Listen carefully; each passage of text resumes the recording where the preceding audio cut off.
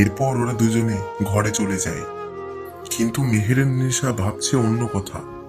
ঘরে এক মুঠো চালও অবশিষ্ট নেই। ভ্যান চালিয়ে যতটুকু রোজগার করে তার স্বামী রহিম, এই কদিনে সেই পুঁজিটাও শেষ হয়ে গেছে। কয়দিন ধরে এই দুর্যোগ চলছে, শোয়ারে জোটেনি কোনো। রহিমের ভ্যানটা বাইরে গাছের তলায় দাঁড়িয়ে একা একা ভিজছে। জানালা দিয়ে সেদিকে তাকিয়ে হতাশ হয়ে বলে ওঠে মেহেরুন্নিসা, একেই বলে কপাল, ঘরে এক ফোঁটা আনাজ নেই, আর আজ কদিন ধরে এমন বৃষ্টি শুরু হলো। কদিন ধরে এমনিতেই কেমন কাজ টাজ পাচ্ছিলাম না, তাই তেমন রোজগার পাতিও হয়নি। তার উপরে আজ গায়ে এমন শিয়াল কুকুর তাড়ানো বৃষ্টি শুরু হলো। আল্লাহ, কি যে করি। যা সামান্য কিছু ঘরে ছিল তাতে মেপে টেপে আজকের মতো চালালাম, কিন্তু কালকে কিভাবে চলবে?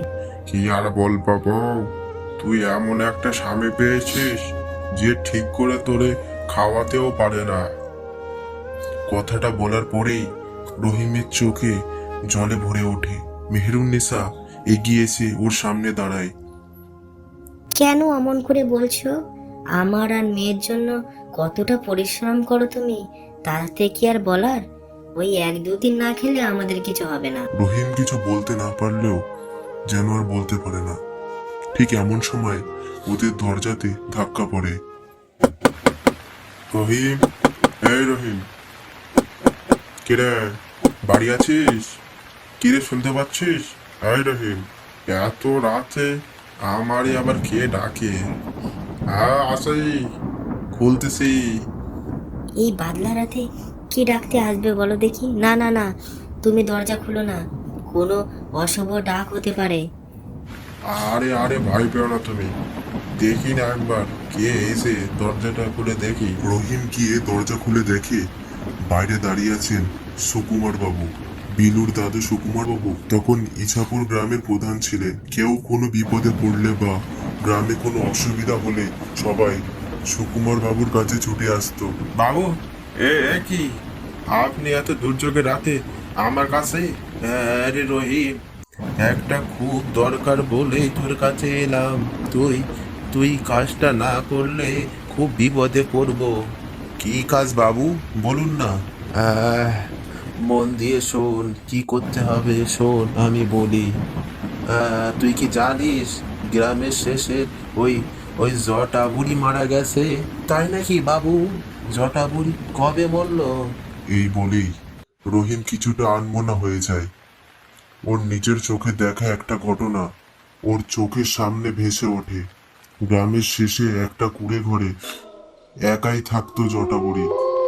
কিন্তু সবাই জানতো ও কোনো সাধারণ বুড়ি ছিল না। ভূত প্রেত নিয়ে চর্চা করতো সারাদিন। তাই ওর বাড়ির পাশ দিয়ে খুব দরকার না পড়লে কেউ সচরাচর যাতায়াত করতো না। সেদিন রহিম পাশের গ্রামে ভ্যান নিয়ে গিয়েছিল কিছু বেশি টাকা রোজগারের আশায়। কিন্তু গা ছেড়ে ফিরতে ফিরতে অনেকটা রাত হয়ে যায় ওর। আজ বড্ড দেরি হয়ে গেল। আজ ওই গ্রামের শেষের জঙ্গলি মেঠো পথ দিয়ে যেতে হবে, আর কোনো উপায় নেই। এই ভেবে রহিম সেই মেঠো জঙ্গলি পথ ধরে এগাতে থাকে। কিছুক্ষণ চলার পর যখন রহিম ওই জটা বুড়ির বাড়ির পাশ দিয়ে ভ্যানটা নিয়ে এগিয়ে যাচ্ছিল, তখন হঠাৎ চোখে পড়ে একটা ভয়ঙ্কর চেহারা যেন ঘরের ভেতর ঢুকে গেল। এমনকি এটাও দেখে যেন কেউ জানালার কাছ দিয়ে দাঁড়িয়ে ওর দিকে মুখ করে তাকিয়ে আছে। টকটকে লাল দুটো চোখ যেন ওকে গিলে খেতে চাইছে। সে এক ভয়ঙ্কর চেহারা।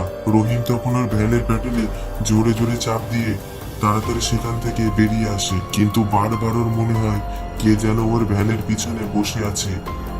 ভয়ে তখন ও আর ভ্যানের পিছনে তাকাতে পারেনি। একদম বাড়ি ফিরে এসে ভয়ে ভয়ে ভ্যানের পিছনে তাকিয়ে আর কাউকে সেদিন দেখতে পায়নি রহিম।